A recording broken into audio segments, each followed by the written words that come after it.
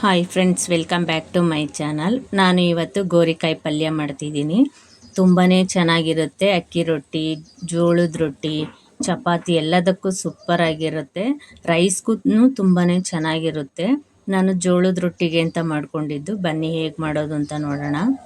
ನಾನು ಗೋರಿಕಾಯಿನ ಒಂದು 1/4 kg ತೊಗೊಂಡಿದ್ದೀನಿ. ಇದನ್ನು ಸಣ್ಣದಾಗಿ ಕಟ್ ಮಾಡಿ ಇಟ್ಕೊಂಡಿದ್ದೀನಿ. ಸಣ್ಣದಾಗಿ ಕಟ್ ಮಾಡಿಕೊಂಡ್ರೆ ಚೆನ್ನಾಗಿರುತ್ತೆ. ಅದಕ್ಕೆ ನಾನು ಸಣ್ಣದಾಗಿ ಕಟ್ ಮಾಡ್ಕೊಂಡಿದ್ದೀನಿ. ಸಿಂಪಲ್ಲಾಗಿ ಒಂದು ಮಸಾಲೆ ರೆಡಿ ಮಾಡ್ಕೋಬೇಕು. ನಾನು 1-2 ಸ್ಪೂನಷ್ಟು ಕಡಲೆ ಬೀಜನ ಹುರ್ಕೊಳ್ತೀನಿ. ಕಡಲೆ ಬೀಜ ಎಲ್ಲ ಕೆಂಪು ಹುರಿದಾದ್ಮೇಲೆ ನಾನು ಈಗ ಒಂದು ಮಿಕ್ಸಿ ಜಾರ್ಗೆ ಹಾಕ್ಕೊಳ್ತಿದ್ದೀನಿ. ಕಡಲೆ ಬೀಜ ಹಾಕಿದಷ್ಟು ಪಲ್ಯ ತುಂಬಾ ಚೆನ್ನಾಗಿರುತ್ತೆ. ಈಗ ಕಡಲೆ ಬೀಜ ಎಲ್ಲ ಜಾರ್ಗೆ ಹಾಕ್ಕೊಂಡಿದ್ದೀನಿ. ನಾನು ಇದಕ್ಕೆ ಸ್ವಲ್ಪ ತೆಂಗಿನಕಾಯಿ ಹಾಕ್ಕೊಳ್ತೀನಿ. ಜಾಸ್ತಿ ಹಾಕೋಬಾರ್ದು, ಸ್ವಲ್ಪನೇ ಹಾಕ್ಕೊಂಡಿದ್ದೀನಿ. 1 ಇಂಚಷ್ಟು ಕಟ್ ಮಾಡಿ ಶುಂಠಿ ಹಾಕ್ಕೊಳ್ತೀನಿ. ಖಾರಕ್ಕೆ ಎಷ್ಟು ಬೇಕಷ್ಟು ಹಸಿಮೆಣ್ಸಿನ್ಕಾಯಿ ತೊಗೋಬೇಕು. ನಾನು 4 ತೊಗೊಂಡಿದ್ದೀನಿ. ಬೆಳ್ಳುಳ್ಳಿ, ಸ್ವಲ್ಪ ಕೊತ್ತಂಬರಿ ಸೊಪ್ಪು ಹಾಕ್ಕೊಂಡು ನಾನು ಇದು ಗ್ರೈಂಡ್ ಮಾಡ್ಕೊಳ್ತೀನಿ. ನೀರಾಗಿ ಕಳ್ದಂಗೆ ಗ್ರೈಂಡ್ ಮಾಡ್ಕೊಳ್ತೀನಿ. ನೀರು ಹಾಕ್ತೇನೆ ತರಿಯಾಗಿ ಇದನ್ನು ಗ್ರೈಂಡ್ ಮಾಡ್ಕೋಬೇಕು. ನಾನೀಗ ಒಂದು ಬಾಣಲಿ ಇಟ್ಕೊಂಡು ಸ್ವಲ್ಪ ಎಣ್ಣೆ ಹಾಕ್ಕೊಳ್ತೀನಿ. 1-2 ಸ್ಪೂನಷ್ಟು ಎಣ್ಣೆ ಕಾದ್ಮೇಲೆ ನಾನು ಒಗ್ಗರಣೆಗೆ ಸಾಸಿವೆ ಹಾಕ್ಕೊಳ್ತಿದ್ದೀನಿ. ಈಗ ಸಣ್ಣದಾಗಿ ಹೆಚ್ಚಿರೋ ಈರುಳ್ಳಿ, ಸ್ವಲ್ಪ ಕರಿಬೇವು ಹಾಕ್ಕೊಂಡು ಫ್ರೈ ಮಾಡ್ಕೋಬೇಕು. ಈರುಳ್ಳಿ ಎಲ್ಲ ಕೆಂಪುಗಾಗೋವರೆಗೂ ಸ್ವಲ್ಪ ಫ್ರೈ ಮಾಡ್ಕೋಬೇಕು. ಈರುಳ್ಳಿ ಎಲ್ಲ ಒಂದು ಅರ್ಧದಷ್ಟು ಫ್ರೈ ಆಗ್ತಿದ್ದಾಗೆ ನಾನು ಒಂದು ಚಿಟಿಕೆಯಷ್ಟು ಅರಿಶಿನ ಹಾಕ್ಕೊಳ್ತೀನಿ. ಇದೆಲ್ಲ ಈರುಳ್ಳಿ ಎಲ್ಲ ಫ್ರೈ ಆಗ್ತಿದ್ದಾಗೇನೆ ನಾನು ಸಣ್ಣದಾಗಿ ಹೆಚ್ಚಿಟ್ಕೊಂಡಿರೋ ಗೋರಿಕಾಯಿನ ಹಾಕ್ಕೊಂಡು ಫ್ರೈ ಮಾಡ್ಕೊಳ್ತೀನಿ.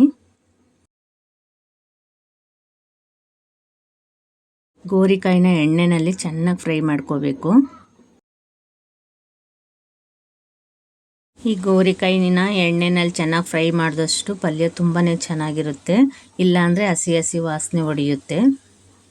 ಈ ಗೋರಿಕಾಯಿನ ಎಣ್ಣೆಯಲ್ಲಿ ಚೆನ್ನಾಗಿ ಫ್ರೈ ಮಾಡ್ಕೊಂಡಿದ್ದೀನಿ. ಇದಕ್ಕೆ ನಾನು 1 ಸ್ಪೂನಷ್ಟು ಧನಿಯಾ ಪೌಡ್ರು, 1/4 ಸ್ಪೂನಷ್ಟು ಗರಂ ಮಸಾಲ, 1 ಸ್ಪೂನಷ್ಟು ಸಾಂಬಾರು ಪೌಡ್ರ್ ಹಾಕ್ಕೊಂಡಿದ್ದೀನಿ. ಈ ಮೂರನ್ನು ಹಾಕ್ಕೊಂಡು 1 ನಿಮಿಷ ಫ್ರೈ ಮಾಡ್ಕೊಳ್ತೀನಿ. ಸಾಂಬಾರು ಪುಡಿ ಹಾಕಿದರೆ ತುಂಬಾ ಚೆನ್ನಾಗಿರುತ್ತೆ ಪಲ್ಯ. ನಾನು ಆಗಲೇ ರುಬ್ಬಿಟ್ಕೊಂಡಿದ್ನಲ್ಲ ಮಸಾಲೆ, ಅದನ್ನು ಹಾಕ್ಕೊಂಡು ಚೆನ್ನಾಗಿ ಮಿಕ್ಸ್ ಮಾಡ್ಕೋಬೇಕು. ಇದಕ್ಕೆ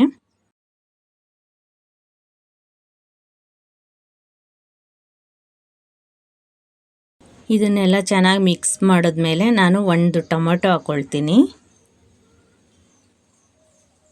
ಸಣ್ಣದಾಗಿ ಕಟ್ ಮಾಡ್ಕೊಂಡಿರೋ 1 ಟೊಮೆಟೊ ಹಾಕ್ಕೊಳ್ತೀನಿ. ಜಾಸ್ತಿ ಟೊಮೊಟೊ ಬೇಡ, 1 ಆದರೆ ಸಾಕು, ಇಲ್ಲ ಅರ್ಧ ಹಾಕ್ಕೋಬೋದು.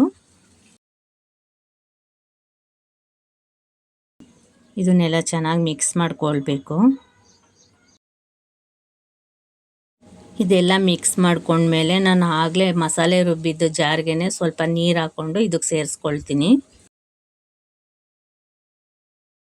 ರುಚಿಗೆ ತಕ್ಕಷ್ಟು ಉಪ್ಪು ಹಾಕಿ ಇದನ್ನೆಲ್ಲ ಮಿಕ್ಸ್ ಮಾಡ್ಕೊಳ್ಬೇಕು. ಇದನ್ನೆಲ್ಲ ಚೆನ್ನಾಗಿ ಮಿಕ್ಸ್ ಮಾಡಿದ್ಮೇಲೆ ಒಂದು ಪ್ಲೇಟ್ ಮುಚ್ಚಿ 5 ನಿಮಿಷನಾದರೂ ಲೋ ಫ್ಲೇಮಲ್ಲಿ ಬೇಯಿಸ್ಕೊಳ್ಬೇಕು. ನಾನು ಇದಕ್ಕೆ ಒಂದು ಪ್ಲೇಟ್ ಮುಚ್ಚಿ 5 ನಿಮಿಷ ಲೋ ಫ್ಲೇಮಲ್ಲೇ ಬೇಯಿಸ್ಕೊಳ್ತೀನಿ. ಈ ಪಲ್ಯ ಈಸಿಯಾಗಿ ಮಾಡ್ಕೋಬೋದು, ತುಂಬಾ ಚೆನ್ನಾಗಿರುತ್ತೆ ಈ ರೀತಿ ಮಾಡಿದ್ರೆ. ಇದನ್ನೆಲ್ಲ ಈಗ ಮಿಕ್ಸ್ ಮಾಡ್ಕೊಳ್ಳೋಣ. ಈಗ ಇದಕ್ಕೆ ಸಣ್ಣದಾಗಿ ಹೆಚ್ಕೊಂಡು ಸ್ವಲ್ಪ ಕೊತ್ತಂಬರಿ ಸೊಪ್ಪು ಹಾಕ್ಕೊಳ್ತೀನಿ ಲಾಸ್ಟಿಗೆ. ಗೋರಿಕಾಯಿ ಪಲ್ಯ ರೆಡಿಯಾಗಿದೆ. ಇದು ಜೋಳದ ರೊಟ್ಟಿಗಂತೂ ಸೂಪರಾಗಿರುತ್ತೆ. ಅಕ್ಕಿ ರೊಟ್ಟಿಗೂ ಅಷ್ಟೇ ತುಂಬಾ ಚೆನ್ನಾಗಿರುತ್ತೆ. ನಾನು ಇದನ್ನು ಜೋಳದ ರೊಟ್ಟಿಗೆ ಅಂತ ಮಾಡ್ಕೊಂಡಿದ್ದು. ತುಂಬಾ ಚೆನ್ನಾಗಿತ್ತು.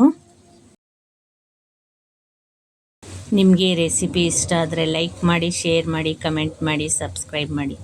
Thank you.